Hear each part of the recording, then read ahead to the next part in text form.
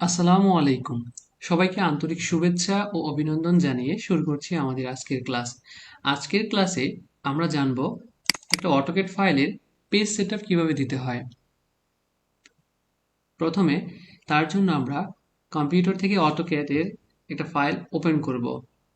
নতুন করে ওপেন করার পর বেসিক্যালি এরকম একটা গিটলাইন দেখা যাবে। আমরা কিবোর্ড থেকে ফাংশন কি F7 চেপে দিব, তাহলে আমরা একটা স্মুথ প্লেস পাবো যেটা দিয়ে আমাদের কাজ করতে সুবিধা হবে। ফার্স্ট অফ অল আমরা যদি খেয়াল করে দেখি মাউস ঘুরালে এটা নড়াচড়া করতেছে। এই জিনিসটাকে আমাদের ফিক্সড করে দিলে আমাদের কাজ করতে সুবিধা হবে। সেজন্য আমরা ভিউ থেকে ইউসিএস আইকন এটা ক্লিক করে দিব। এটা ফিক্সড হয়ে গেল। দেন আমরা অটোক্যাডে কাজ করব, সেজন্য আমরা ইউনিট বা এককটা সেট করে নিব। ইউএন এন্টার কিবোর্ড থেকে। দেন ডেসিমেল থেকে এখানে আমরা যেহেতু ফিট ইঞ্চিতে কাজ করব, আমরা ইঞ্জিনিয়ারিং সিলেক্ট করে দিব। প্রিসিশনটা আমরা 2 নাম্বার করে দিব, আর বাই ডিফল্ট এখানে ইঞ্চি থাকবে। সো দেন ওকে। এগেন কিবোর্ড থেকে আমরা ডি এন্টার চাপবো। ডাইমেনশন মডিফাই যাব, তারপর প্রাইমারি ইউনিটসে আমরা ক্লিক করব। এখান থেকে আবার সেম ভাবে ইঞ্জিনিয়ারিং প্রিসিশন 2। তারপর আমরা টেক্সটটা এডিট করব। টেক্সট হাইট আমি দিচ্ছি 6 এন্টার। আর আমরা জানি এন্টার মানে হচ্ছে ইঞ্চি অটোক্যাডে। তারপর আমরা সিম্বল এর অ্যারোসে যাব।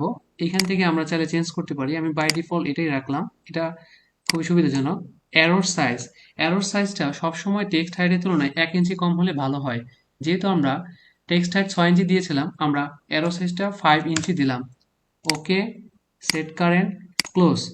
দেন আমরা কিবোর্ড থেকে আবার চাপবো Z enter, A enter, Z enter, E enter.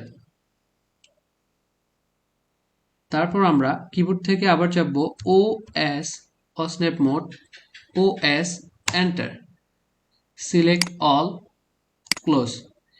এই আমাদের হয়ে গেল মোটামুটি পেজ সেটআপ। এখন এটা আমরা চেক করার জন্য আমরা 10 ফিটের একটা লাইন টেনে দেখব যে ঠিক আছে কিনা। 10 ফিট এন্টার। ইএসসি চেপে আমরা একটু ডাইমেনশনটা চেক করব। তার জন্য আমরা হোম থেকে ডাইমেনশনে যেয়ে তার গায়ে টাচ করে দেখব 10 ফিট।